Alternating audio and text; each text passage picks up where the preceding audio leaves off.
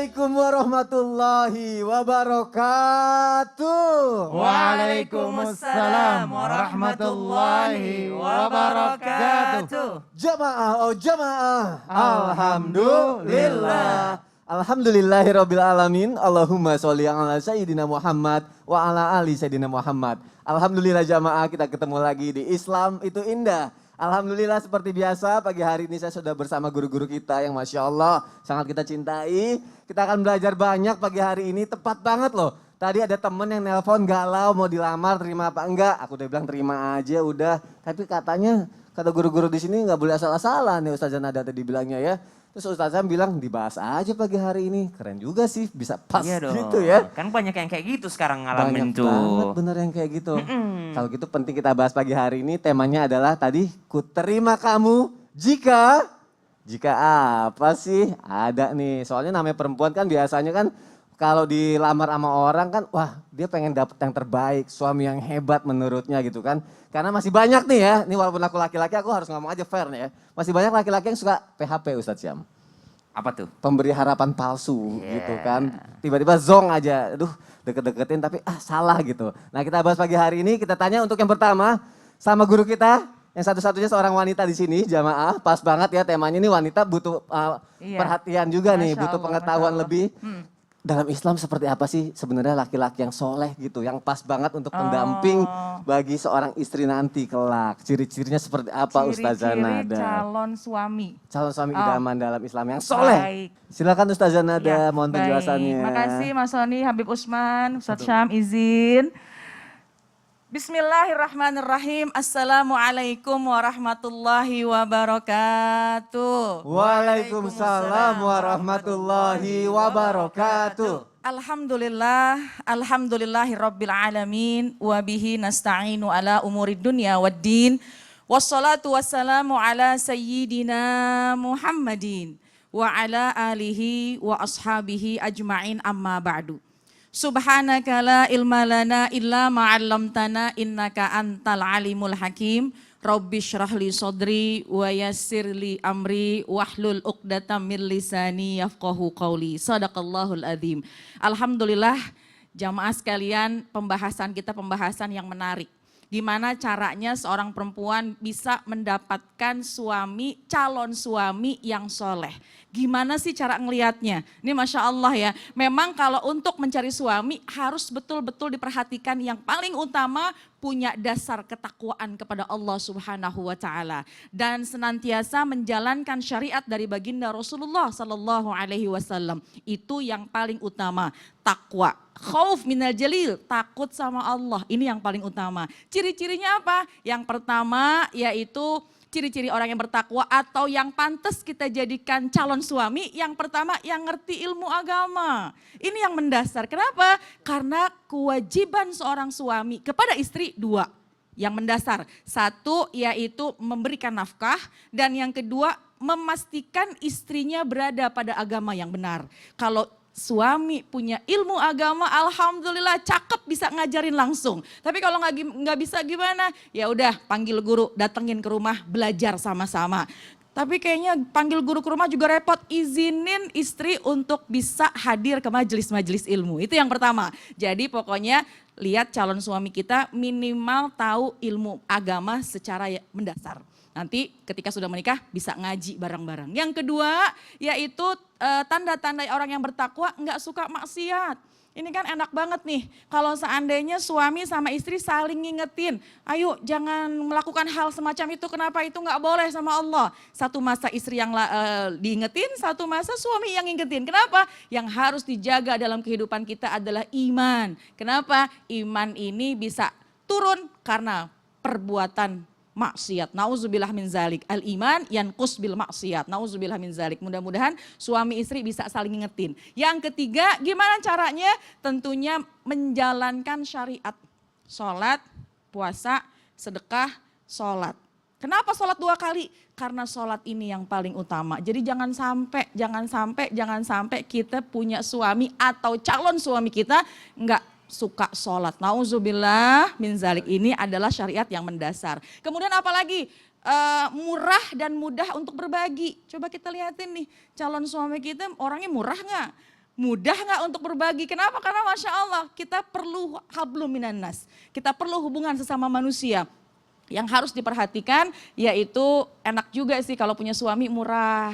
Atau bahkan suami bisa ngingetin istrinya juga bisa lebih murah. Kenapa? Alladzina yunfiquna fis sarra'i wad dharra. Perintah Allah dalam Al-Qur'an, ayo kalau pengen jadi orang bertakwa, mudah, murah, bersodakoh lagi dalam keadaan apapun. Jadi murah tangannya. Mudah tangannya, insya Allah kalau begitu rumah tangga berkah, dunia sampai ke surga. Amin. Ya Amin, Rabbal ya Rabbal Alamin. Alamin. Wallahu a'lam. Murah tapi nggak murahan ya Ustazah ya. Nah itu betul kuncinya gitu ya Iya, Mas. murah tapi Masya nggak murahan Allah. tapi mudah untuk berbagi ya. Betul, Masya betul, Allah. betul. Terima kasih Ustazah Nada Sama-sama, untuk Mas penjelasannya. Wani. Tuh ciri-cirinya udah dijelaskan sama Ustazah Nada tuh yang sholat, yang kira-kira mau bersedekah, yang paham dasar-dasar agama dulu. Nanti kan kalau misalkan udah jalan kan enak pas pendekatan, bisa ngobrol banyak mengenai masa depan, masa lalu. Tunggu, masa lalu boleh nggak ya? Masa lalu boleh nggak sih Ustaz Syam kalau misalnya ngomongin masa lalu? Masa Dalam lalu pendekatan tuh, gitu atau lagi udah jalan gitu sama pasangan boleh nggak ya? jadi ada perkataan bahwasanya kenapa kendaraan itu lebih besar kaca depannya dibanding kaca spionnya, Ah, ah. supaya kita lebih banyak melihat ke masa depan dibandingkan ke kaca spion. Masya Allah. Belakang. Berarti kalau masa lalu ini kan sekilas gitu ya berarti ya? Sekilas masih ada, untuk apa sejarah itu ada, masa lalu itu ada, untuk diambil pelajaran ibroh di dalamnya. Kalau kita mohon penjelasannya Ustaz ya mengenai masa ini. lalu, apa Tentang tentang masa spion? lalu, bukan spion.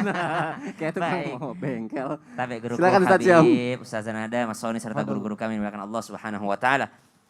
Bismillahirrahmanirrahim. Alhamdulillahirabbil alamin wassalatu wassalamu ala asyrafil anbiya'i wal mursalin sayyidina Muhammadin wa ala alihi wa sahbihi ajma'in.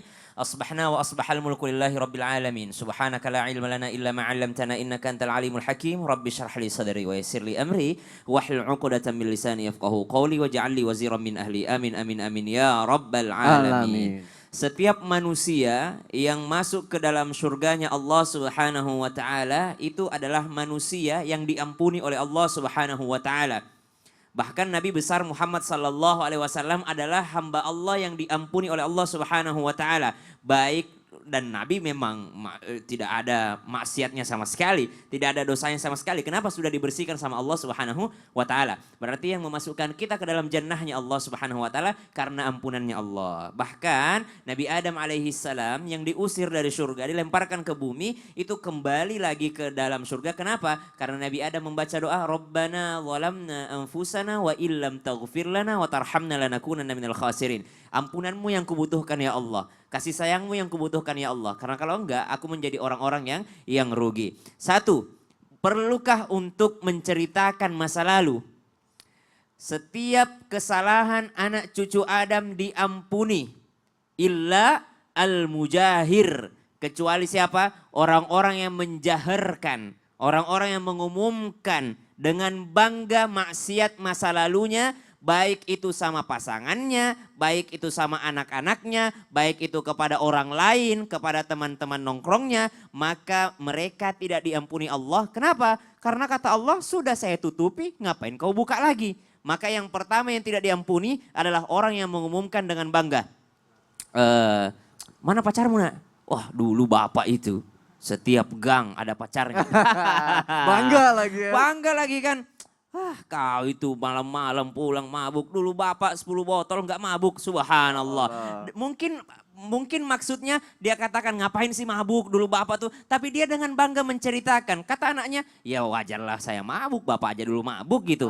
Maka jangan pernah menceritakan masa lalu kita kepada anak-anak dengan maksud. Janganlah kau begitu nak, dulu bapak begitu merasa rugi. Tidak usah diceritakan. Meskipun sudah bertaubat. Allah sudah tutupi aibnya. Allah sudah tutupi yang namanya maksiatnya. Maka jangan diceritakan kembali. Yang kedua, bagaimana kalau masalah pasangan gitu ya. Masalah pasangan begitupun dengan pasangan kita. Jikalau tidak diperlukan maka tutupi aibnya.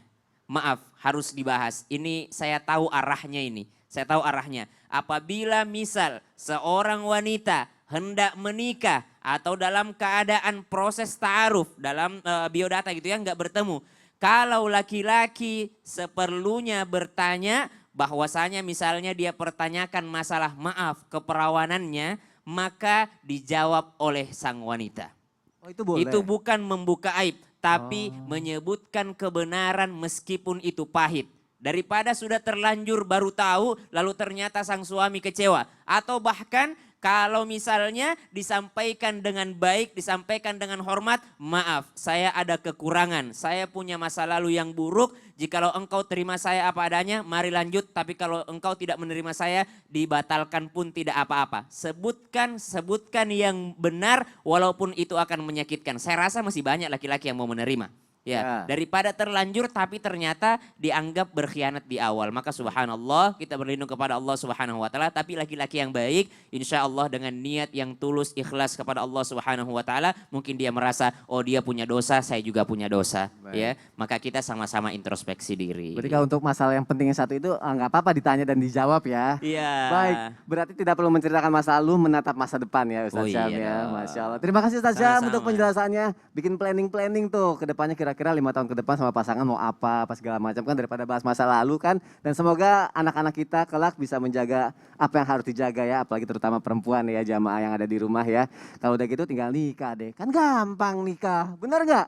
Ada yang bilang nikah gampang, nikah mah ada yang bilang juga nikah tinggal sholat aja katanya kalau mau kita nikah. udah nikah enak ngomong gitu. Tapi kalau belum nikah digituin sama orang gak enak tahu nikah. Kita kasih support dong. Kasih semangat buat jamaah yang ada di rumah. Jamaah pasti pernah denger gini Ustaz Syam. Kalau nikah tuh tinggal modal sholat aja. Masa sih ada yang balas lagi nikah mah butuh uang kali bukan butuh sholat juga.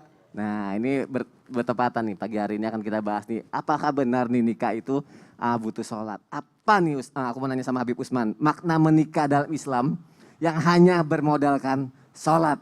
Habib Usman, mohon penjelasannya. Afwan Mas Soni, afwan saja. Afwan Ustaz Syamsuddin Nur. Bismillahirrahmanirrahim. Assalamualaikum warahmatullahi wabarakatuh. Waalaikumsalam warahmatullahi wabarakatuh. Alhamdulillah. Alhamdulillahil wahidil ahad. Alladzi lam yalid wa lam yulad wa lam yakul lahu kufuwan ahad. Laisa kamisli syai'un wa huwas sami'ul basir. Thumma fasalli wa sallim wa barik ala sayyidina wa habibina wa syafi'ina wa maulana Muhammadin sallallahu alaihi wasallam wa sahabihi wa azwajihi wa dhurriyyatihi wa ahlul baitihi wa ansarihi wa sahari ma ba'du. Segala puji bagi Allah Subhanahu wa taala yang telah memberikan kita nikmat iman, nikmat sehat walafiat. Ya alhamdulillah pada pagi hari ini kita dapat menyaksikan Islam itu indah. Yang insya Allah kita akan mendapatkan ilmu yang bermanfaat dari guru-guru kita dan bisa diamalkan untuk diri kita, suami kita, istri kita, anak-anak kita. Insya Allah kita mendapatkan keberkahan dan keridhaan Allah Subhanahu wa taala. Amin. Amin ya Allahu ya Rabbal alamin. Laki-laki yang saleh tidak pernah meninggalkan salat. Salat adalah modal utama. Karena apa? As-salatu imaduddin. Salat adalah tiangnya agama. Ketika tiangnya hancur, hancur semuanya. Ketika tiangnya runtuh, runtuh semuanya. Ketika tidak ada tiangnya, maka bagaimana bangunan akan bisa berdiri dengan tegak. Dan salat insya Allah bisa menarik daripada yang namanya rizki. Wa'mur ahlaka bisalah wastabir alaiha. La nas'aluka rizqan nahnu narzukuka wal akibatu littaqwa. Dan perintahkanlah kepadamu. Kepada siapa? Kepada keluargamu, kepada istrimu, anak-anakmu. Untuk apa? Mendirikan salat. Karena di dalam salat ada keberkahan di dalamnya. Wasta'inu bisabri wassalah. Jadikan salat sebagai penolongmu. Jadikanlah salat sebagai daya dan upaya untuk mendekatkan diri kepada Allah Subhanahu wa taala. Suruh saudaramu salat, anakmu salat, istrimu salat. Di dalam rumahmu ada keberkahan di dalamnya. Dan apa? Bersabarlah kamu dalam mengerjakan yakni perintahnya Allah Subhanahu wa taala yakni salat. Kenapa? Wasta'inu bisabri wassalah wa innaha lakabiratun ilal khashiin. Salat itu susah, sulit. Karena apa? Setannya banyak yang ganggu. Salat itu berat. Karena apa? Karena setan yang mengganggu kita agar nggak salat. Bagaimanapun caranya biar main handphone, bagaimanapun caranya biar ngobrol. Karena apa? Karena manusia tersebut sulit untuk mendekatkan diri kepada Allah karena penuh dengan godaan syaitan. Kami tidak meminta rizki kepadamu karena Allah lah yang ngasih rizki kepadamu. Dan orang yang bertakwa kepada Allah adalah mereka yang melakukan, mengerjakan daripada perintahnya Allah Subhanahu wa taala.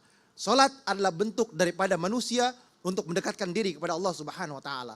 Dengan salat kita selamat. Dengan salat kita akan mendapatkan pertolongan Allah. Iyyaka na'budu wa iyyaka nasta'in. Hanya kepadamu lah ya Allah kami menyembah. Hanya kepadamu lah ya Allah kami meminta. Salat itu bentuk daripada hamba mendekatkan diri kepada Allah Subhanahu wa taala. Dan kita juga doa, Rabbi firli warhamni, wazuburni, warfa'ni, warzuqni, wahdini, wa'afini, wa'afwani. Kita minta ampunan kepada Allah. Kita minta dinaikkan derajat sama Allah. Kita minta dikasih kesehatan oleh Allah. Kita minta rizki yang banyak kepada Allah Subhanahu wa taala dan juga keberkahan di dalam salat itu. Ayo, salat rizki banyak. Salat juga menjadikan rumah tangga sakinah, mawaddah, warahmah. Karena apa? Didasari dengan bentuk ketaatan kepada Allah Subhanahu wa taala. Masya Allah. Jadi kalau memang kita mau apapun ya kita sholat mintanya sama Allah ya. Betul. Habib Usman terima kasih untuk penjelasannya dan semoga kita semua bisa semakin meningkatkan ibadah kita ya sama Allah Subhanahu wa taala. Ketika kita sholat, kita berdoa, insya Allah Allah akan mengarahkan jalan kita untuk ikhtiar kita untuk gampang untuk mendapatkan rezeki yang lebih banyak lagi dan ketaatan dalam rumah tangga jamaah yang ada di rumah. Kita lanjutkan lagi. Aku juga pernah dengar nih, jamaah juga pasti pernah dengar ya. Kalau nikah itu kita sama pasangan tuh harus sekufu. Ini Ustadz Maulana sering banget ngomong kayak gini Ustadz Syam. Apa tuh? Harus sekufu gitu. Maksudnya apa sekufu itu? Atau status sosialnya sama, kekayaannya sama, atau sukunya harus sama, atau beda itu kayak gimana sih maksudnya? Yang jelas sekufu itu sebanding. Sekufu itu artinya sebanding? Sebanding, seimbang, setara, apalagi sefrekuensi kalau istilah sekarang gitu ya, satu sefrekuensi. Dan juga sekufu itu insya Allah dijelaskan sesaat lagi. Lama nggak? Oh, enggak juga sih, enggak lama kok. Tetap di Islam itu indah ya. Akan dijawab sama Ustadz Syam. Jamaah, oh jamaah. Alhamdulillah.